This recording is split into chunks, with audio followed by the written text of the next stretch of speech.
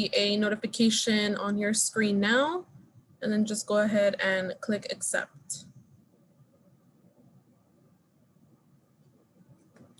We can actually go ahead and get started, and we can start off with introductions. So thank you everyone for being here this afternoon. We're gonna go over the University of California Personal Insight questions. My name is Diana Vallejo. I am the program coordinator for the South Bay schools, and then I'll let everyone else introduce themselves. Hi everyone, my name is Jasmine Roman and I'm the program coordinator for the Compton and Long Beach schools.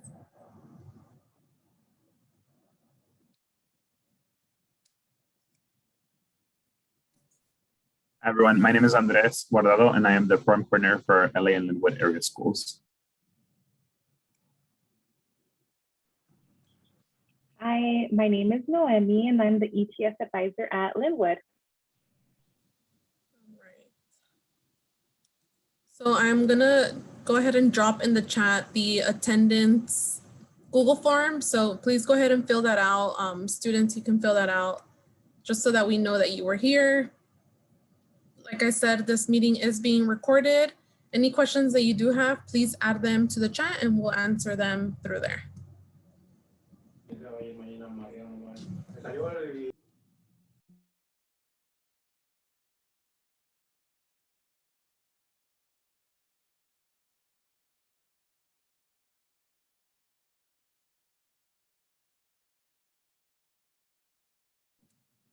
And we can go ahead and get started.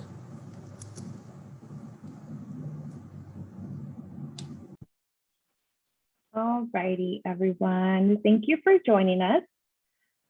So first, we are going over what the UC Comprehensive Review is. Basically, this is what the UCs are evaluating you on when looking through your college application. Many students think that they only review the classes you took or like the grades that you received. However, it is more comprehensive or a more thorough process. Of course, they will focus in on your academic achievement throughout high school, but they are also considering other factors. And here is a list of the criteria that they will evaluate. On the academic side, they will look at your GPA, of course. Not only will they make sure you are A through G eligible, but they will also see how many courses you took beyond the minimum requirement. They will also make note if you challenged yourself by taking AP classes or honors courses, you know, which also can boost up your GPA because of the extra point. They will check also the quality of your senior year classes. So for example, if you took honors in AP and 9th, 10th, and 11th grades, but then during senior year, you didn't because, you know, you wanted an easy or laid back senior year, then, you know, that probably won't look too good. So they will be looking at your senior year courses. The next one is eligibility in the local context. And this looks at the top 9% of students in each of your schools. And they kind of, in a sense, save you a spot in at least one of the UCs. They are also considering what academic opportunities there are available at your individual high school. So, you know, if your school doesn't offer a wide range of, let's say, AP classes, they will definitely consider that as a reason as to why you may have not taken that many APs. And lastly, they will point out any outstanding performance in any academic subjects. For example, if you got really good grades in science classes, you know, where you went above and beyond those minimum A through G requirements. As for the non-academic factors, the application will include different ways in which you can detail any achievements in special projects at school, at home, or even in your community. You can also highlight any improvements in any of your academic performance classes, or even special talents, achievements, and awards. They will also ask for any participation in, you know, educational prep programs such as EPS, so that make sure that you are mentioning how you participated in EPS and how it benefited you as well. You can also describe how you were able to be successful despite any life experiences. And last but not least, geographic location is also another factor that they take into account. Next slide, please. So now moving specifically to the PIQs, this is your chance to tell UC readers who you are and what is your story. And this is because your transcripts don't really tell us the whole story of who you are as a whole person, right? So through the personal insight questions, you can express who you are, what matters to you, and what you want the UCs to know about you. Also, most UC campuses don't do any like interviews or take any letters of recommendation like some other colleges might. So this is your opportunity to advocate for yourself as to why you should be accepted into their university.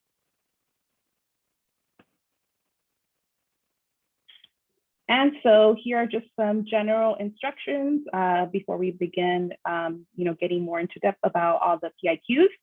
So there are a total of 8 questions to choose from, which we will go into lots of detail throughout this workshop. However, you only have to submit 4, okay? So 4 out of 8. The maximum word count is 350 words. 350 is the magic number. There is no minimum, but we do recommend that you take enough space to really get your point across. So I would say aim for at least 250 words, but again, there is no minimum. There is no wrong question to choose because all the questions have the same value, and you get to choose the questions that are most relevant to your individual experience.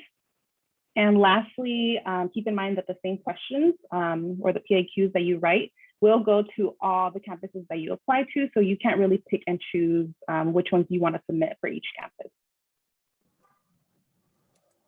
All right, and moving on to the basics to cover when you are responding to the PIQs. So the first things first is just remember that it's not an essay. You do not need an introduction. You do not need a conclusion.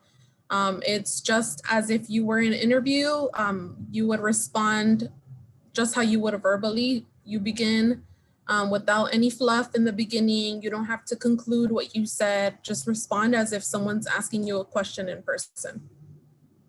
Like I mentioned, no introduction, no conclusion. Your English teacher might ask you to work on your PIQ in class. They might have different instructions for you, but just always remember you do not need an introduction and a conclusion for the responses to the PIQs. And then it's super important that you provide examples. So just like I said, if you were like in an interview, you want to provide details, you want to provide examples, you want them to picture and imagine everything that you did and just kind of like set the setting and set the scene for them. So examples really help with all of that and really provide context to whatever experience you are telling them about. Don't repeat examples. So it's common that maybe you didn't have the opportunity to participate or get enough experience throughout your high school career. So just be mindful of not repeating the same example that you probably did throughout your whole high school career. So make sure that you provide different experiences when you are answering the PIQs, not just the same one over and over again, because it can get repetitive. And then moving on to the actual PIQs, the first one is about leadership. So the question states, describe an example of your leadership experience in which you have positively influenced others, helped resolve disputes, or contributed to group efforts over time. The first thing that I will point out about this question is the or in the question. So you want to make sure that you are answering the question that they are asking you, right? So the action that you have to do is describe. You're going to describe an example of your leadership, and then you have 3 options. You can describe your example of leadership experience in which you 1, have positively influenced others, 2, helped resolve a dispute, or 3, contributed to over time. So you want to make sure that you are answering the full question. And then some major keys to remember for this question is to provide concrete examples. So if you were a leader of a particular group, you want to make sure that you describe what your duties were, what your influence was, how you became leader. I'm sure if you are a leader of a group, it's not just because you decided to be a leader, it's because you worked hard for it. They probably voted you in to be in that leadership position. So you want to make sure you set the scene and paint the picture for them. Also just include something a little bit more than just a formal title. So if they say, I was a ASB leader, you want to make sure to describe what that is and provide examples and details. You want to make sure to describe and include what you learned from this experience as a leader and how did you contribute to the group. One common mistake for this is focusing on the tasks that you completed. So it shouldn't be just a list of like, as an ASB leader or as the school president of my grade level, this is what I did. Like they want to know more examples. They want to know how you influenced your group or your community or whatever it may be, rather than just listing your duties. Question number 2 is about creativity. So the question is, every person has a creative side and it can be expressed in many ways. Problem solving, original and innovative thinking, and artistically, to name a few. Describe how you express your creative side. So number 1, for creativity, a big mistake here is that students think creativity equals art, creativity equals dance, but it could also be like a different way of thinking, like it says here, a different way of solving problems. So don't just think because it's creative, it has something to do with art. It could be something with problem solving or something else. Some major keys is to, again, provide concrete examples. The how is very critical. So it says, describe how you express your creative side. So they want to know exactly how you solve problems differently, how you have innovative thinking and your thought process, or like, if it is something that has to do with art, like what's your process from 1 or A to Z? They want to know how you express yourself, what the process is.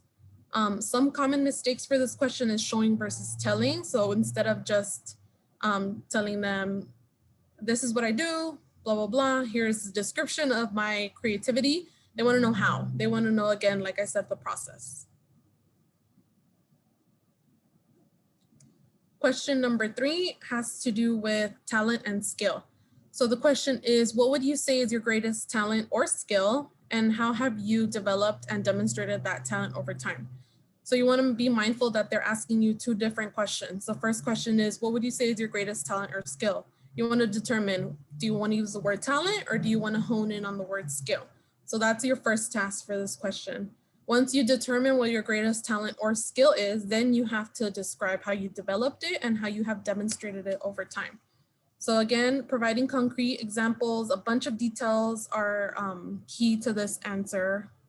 You want to make sure that you state the talent and the skill and how you developed it and demonstrated over time. So you can say something like, public speaking is my greatest talent or skill.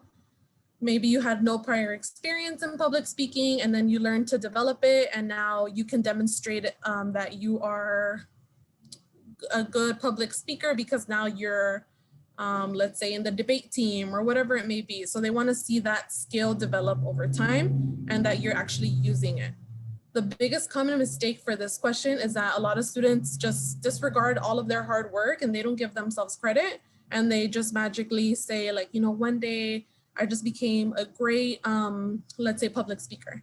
So it's more than that. Like, I'm sure they had to practice in the mirror. I'm sure they had to go through some bad experiences if they were like timid public speaking. So they want to make sure that they express how they got over that, how it did become their greatest greatest talent or skill. So that development of that skill is super, super key and important to explain. And then number 4 talks about educational barrier or opportunity. So the question is, describe how you have taken advantage of a significant educational opportunity or worked to overcome an educational barrier you have faced.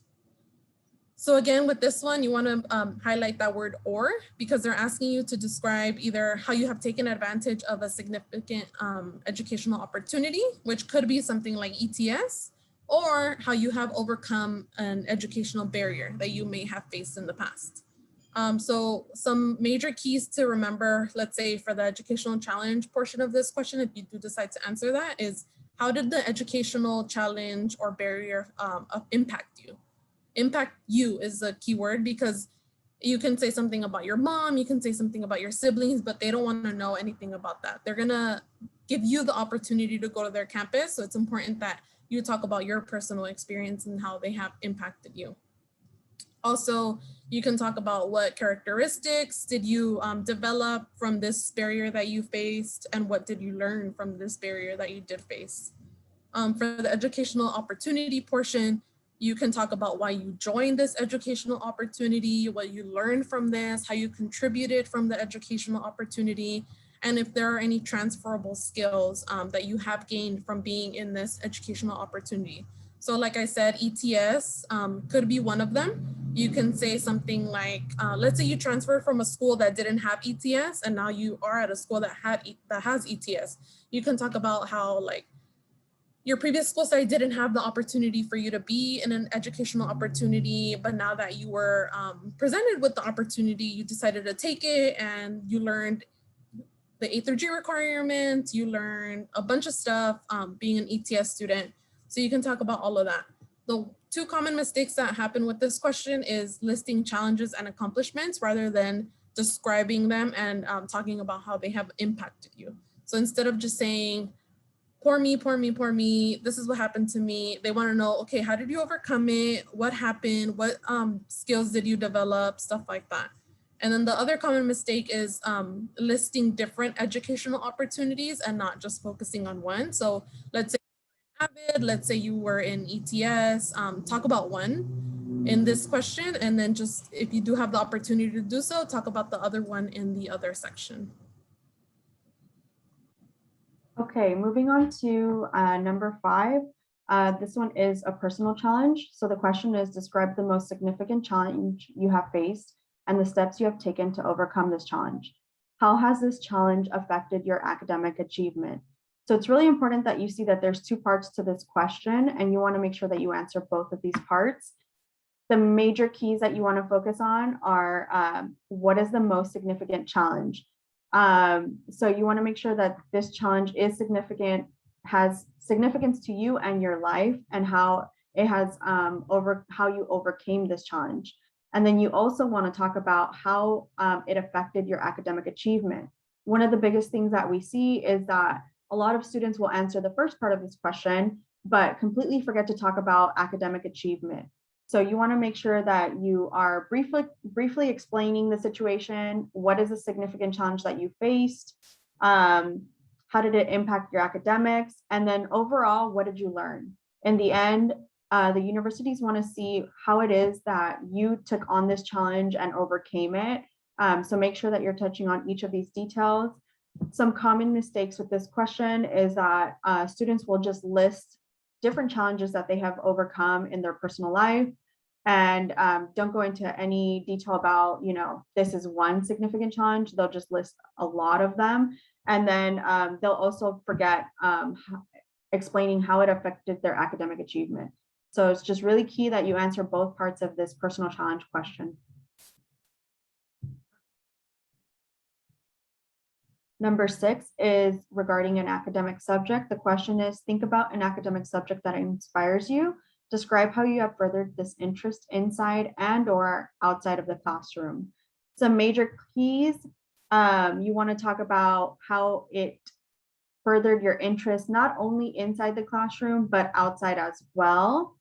So let's say that, you are taking an engineering course and it's something that you really wanted to try, you are enjoying the course, and then this course led you to join an engineering club, and now you're outside of the classroom competing in different programs. So that's something that you want to talk about. You want to say how this interest kind of expanded into a larger interest for you.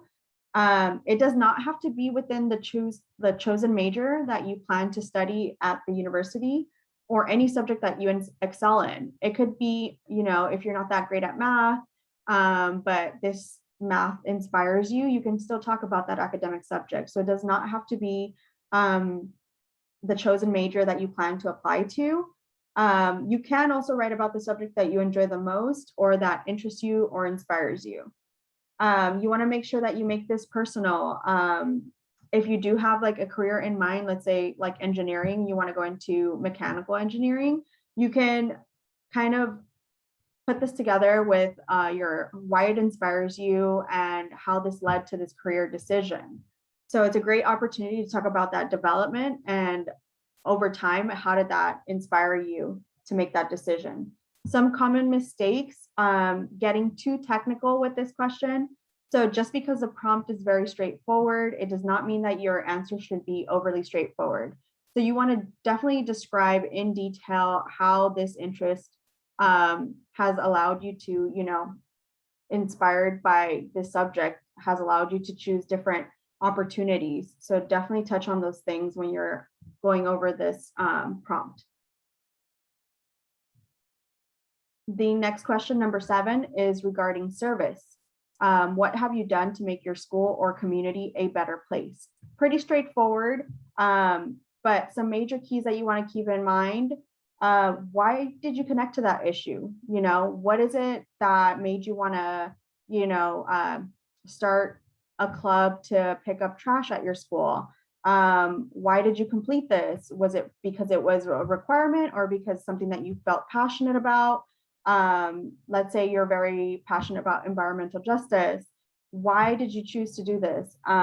What got you into it? What did you learn about yourself in the process of completing this community service? And then you can also talk about the transferable skills that you learned. So, joining this club, providing this service really made my community a better place. And these are the skills that I learned while being part of this program. So some common mistakes is you're just focusing on the different tasks that you did.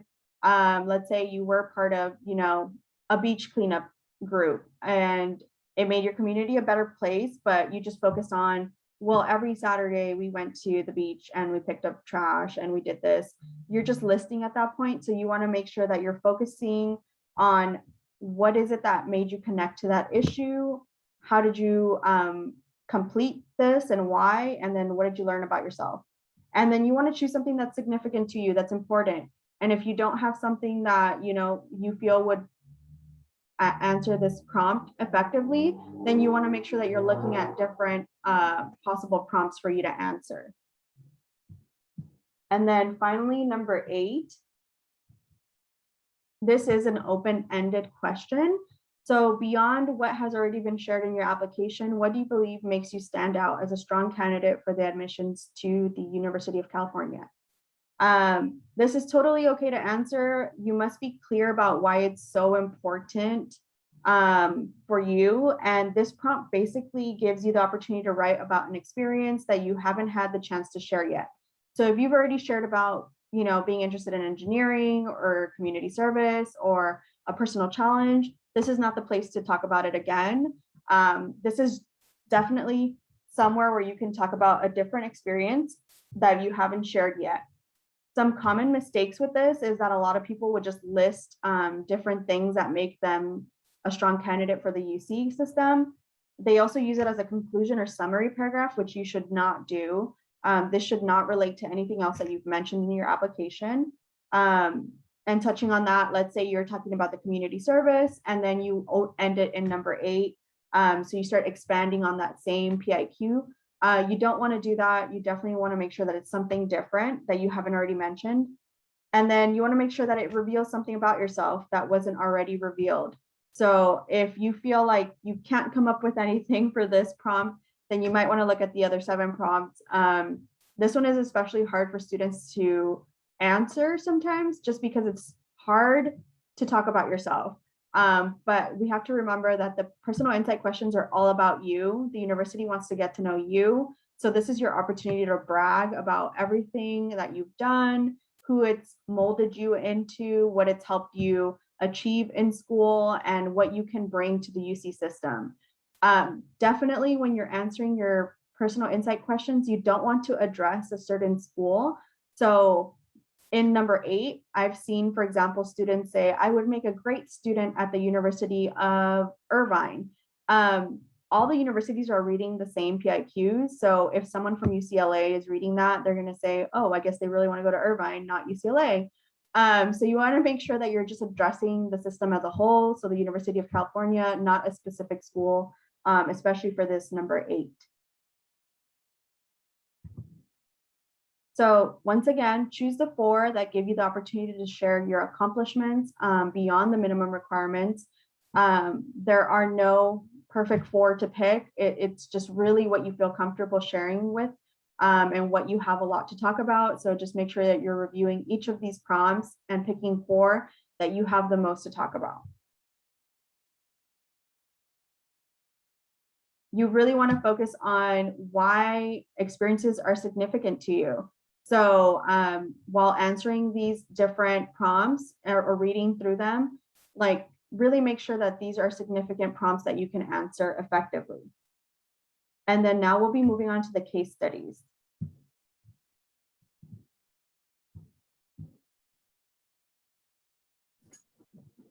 All right.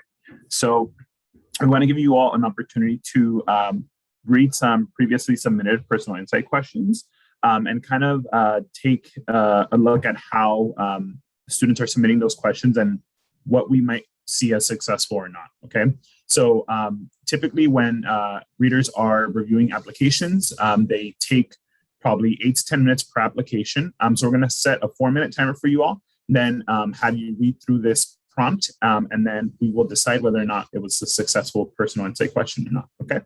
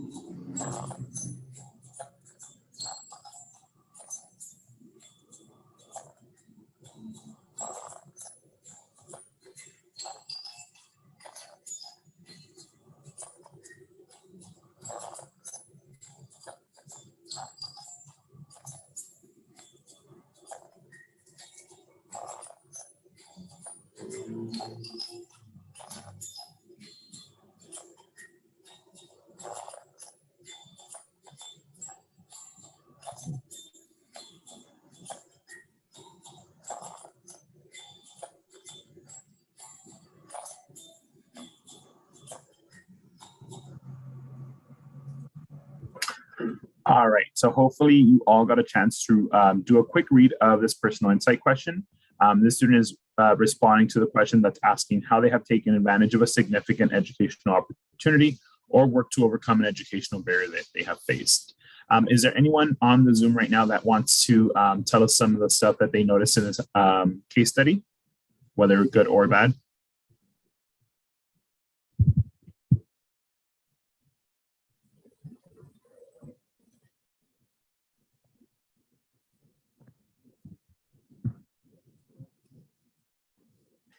Right, we can go over and I will tell you all what I thought about this personal insight question.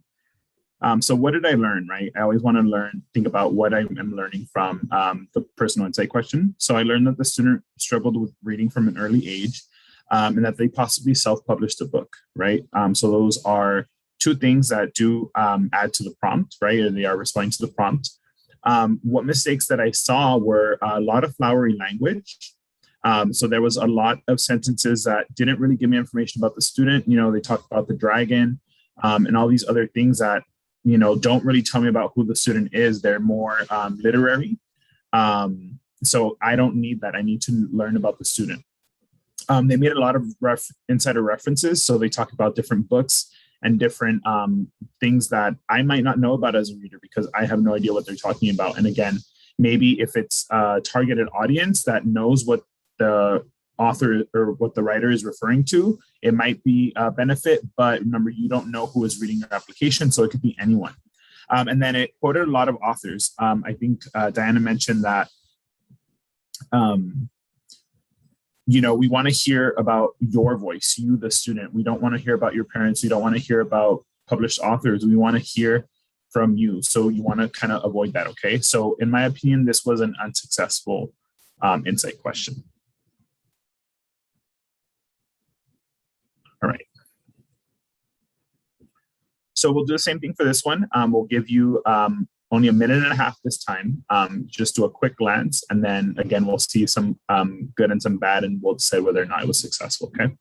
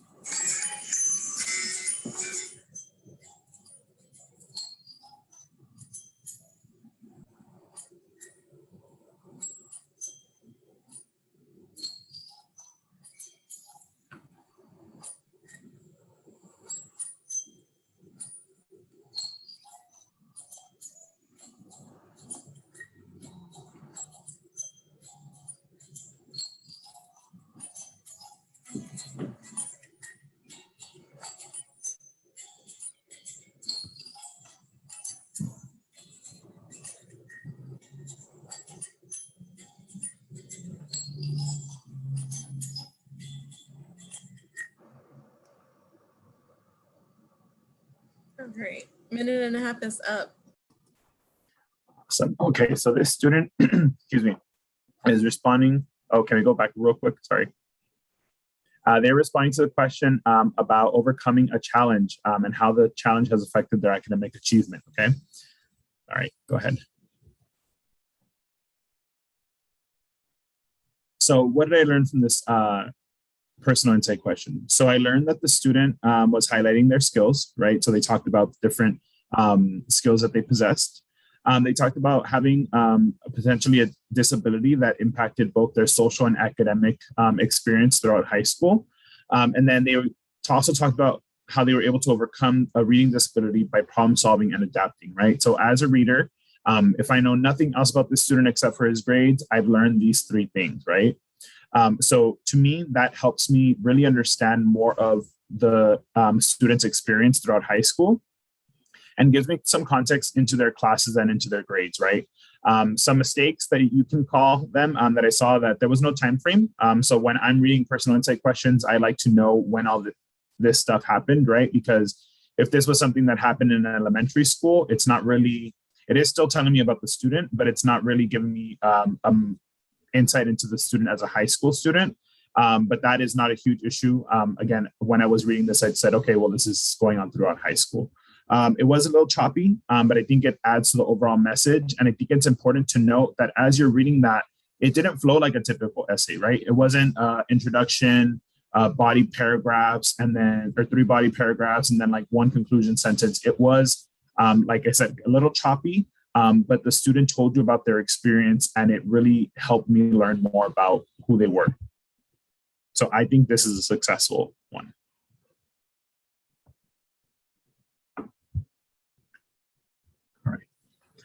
We can go ahead and skip this one because it's a little bit lengthier, and then we can talk about the readers.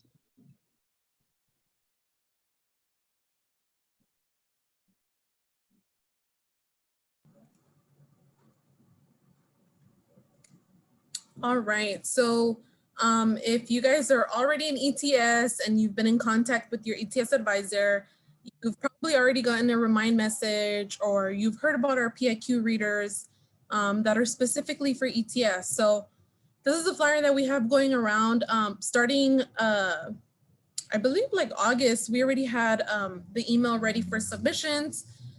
So basically what it is, I'll go over the whole process, but you can submit your PIQs for review.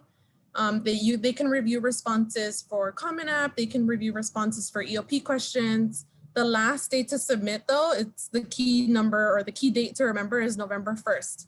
So if you want your PIQ responses reviewed, you have until November 1st to submit. If you want any other scholarship essay or EOP questions reviewed, then you have until December 1st. So you would contact your ETS advisor for instructions on how to get access to this, but I'm gonna go ahead and share another PowerPoint that has a little bit more information about what the ETS readers do. Let me see. All right. So contacting your readers. We have 2 readers that have continued with us for several years now, and they are very well known in regards to like everything that has to do with PIQs. They're both instructors at Cal State Long Beach. So KT Shaver is an instructor of writing and literature, and Jamie is an English instructor at Long Beach and at Golden West College. So they've received a ton of training for reviewing PIQ responses, scholarship essays, all that good stuff. So how to receive feedback from our PIQ readers. In order for you to receive feedback for your PIQs, you wanna make sure that you write your responses in a Google Doc. And regardless if you're gonna get feedback or not, always try to respond to your essay responses in a Google Doc, because you can risk losing it if you like just go in and type it in on the, let's say, UC application, Cal State application, and we don't want you losing all the work that you've done, right? So make sure you always have a Google Doc available, and a Gmail actually, because you'll probably need one for college applications. You'll be getting a bunch of emails. So it's always easier if you just have one specific college email, and that could be used for your Google Docs and everything else that you may need. So they have specific instructions on basically the layout that they want to receive, but you would send as a single document that contains all 4 PIQs.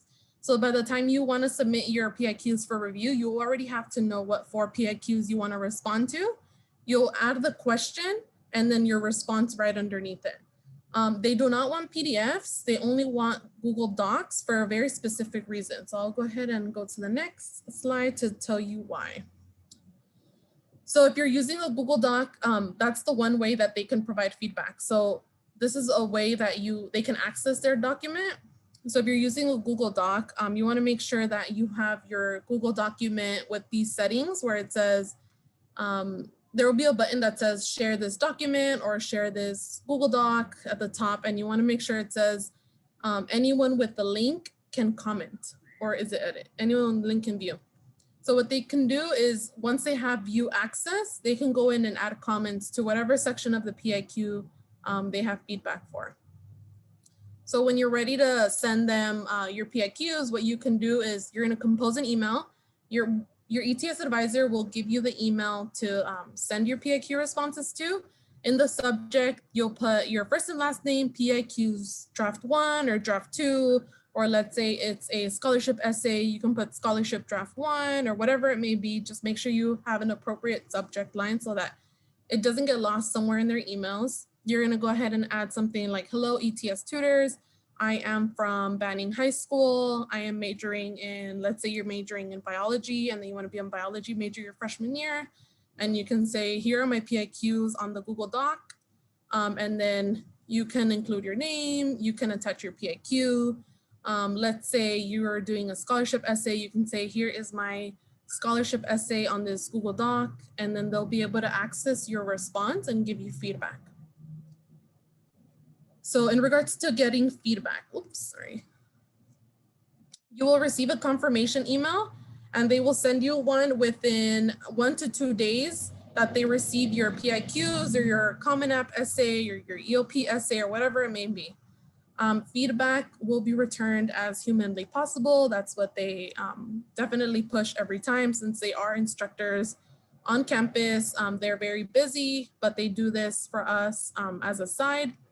And they're gonna email with follow-up if you are concerned. So let's say, for example, you say, hey, Katie, or hey, Jamie, I submitted my PIQs 2 weeks ago and I haven't heard back.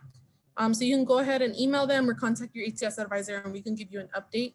Maybe your email or whatever it may be, but they're really good. Usually it's not a problem. Usually right now, I think we have 1 submission so far. So they have all the time in the world for you guys to go ahead and submit your PIQs to get feedback. Okay, and then feedback, the goal for them is to get you into the UC campus that you want. Obviously in the PIQs, like Jasmine mentioned, don't go in and put, I really want to go to UCLA because this, and this, since that one response is going to all the UCs, right? You want to be mindful of that. You want to give it your best. The more experienced advice, they're going to give you all the advice that they know. They're going to be very encouraging in the feedback and the comments that they leave. But one thing they do want you to know is that they're not editors, but they will give you the best advice for a strong PIQ. So they're not going to change your story. They're not going to say, hey, Andres, I don't think you should write this in your PIQ because it doesn't tell me the full story. If anything, they'll say, hey, could you tell me a little bit more about this experience? Can you add more details? But they'll never want you to change your story the way you're explaining it. So that's one thing to note. And then the process, once again, they will email you a copy of your Google Doc with comments throughout the doc. I have a sample document that I can show you in a bit. They'll ask you to confirm that you have received our feedback, and then you can revise your work and resubmit if you'd like to. So they can leave you comments, they can leave you feedback, you can fix it up and then you can send it again. Tips for reading your feedback, use your computer and not your phone. It could get a little difficult to read all the responses and all the comments that they leave if you're on your phone, so it's better to do it on a desktop. And I can go ahead and show you what that sample document looks like. So when you send your Google form, this is what it will look like. You will have your student's name, your school, and the major that you go to. And then at the top here is where you can click share. And then you'll put anyone with the link can edit or anyone can view. View is fine. They can add comments as a viewer. But what they will do is they'll go ahead and highlight something and they'll say, and how did the teaching experience go for you? For example, they want to know a little bit more about this student's experience. Maybe they didn't provide enough detail. So they'll leave you comments throughout the document in order for you to revise them. But as you can see here for the student, they put number 1, the question, they put number 2, the question, and their response underneath, and so on and so forth. So they'll go ahead and leave the feedback, and then you can respond to the comments, you can edit everything, and then you can resubmit to them.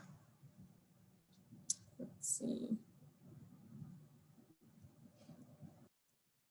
And then just some best practices. Tell them about yourself, follow the directions that your ETS advisor gives you and that we're giving you now, and just make sure you do it on a Google Doc.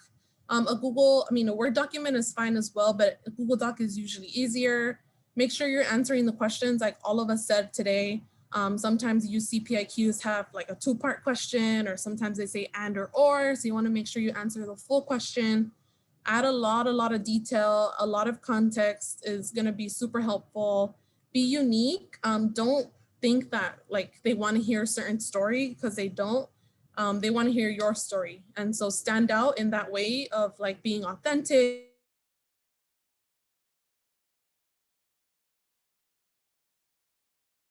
Then the biggest tip is submit early and submit often. Sometimes we find that students wait until like the very last week and then they don't get their feedback on time. So try to submit early, because if you do submit towards the end, It could be that everyone is submitting towards the end and it'll take more time for them to review your PIQs, and then that will kind of hold you back from submitting whatever college application you're working on. And I think that is all. Any questions that you guys have for us?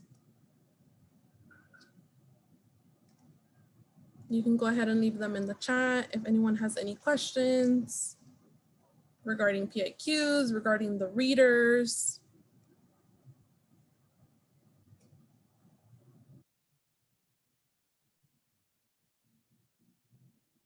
No questions. Alrighty then. Well, if any questions, thank you for joining us. We'll have a recording of this on our YouTube. And if you want to get feedback from the PIQ readers, make sure you reach out to your ETS advisor for that email that you can use to share your PIQs with them. And actually, there is a question. How long should it be, and should we write in paragraphs? So Kathy, for the PIQs, you have 350 words. So it depends on how you use those 350 words. Each PIQ has that limit. And so when you submit to your UC application, it won't let you like split it into paragraphs. You'll just have to add that chunk of text onto the UC application, but it should be no more than 350 words. And again, no introduction, no conclusion, just straight into the response, like if you're in an interview.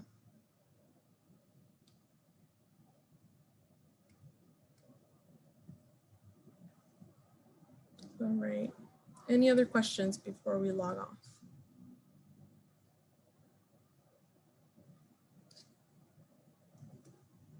All right. I think there's no more questions. So again, we'll have it on our YouTube, and reach out to your ETS advisor if you guys want to get more information about the PIQ readers. Thank you. Bye.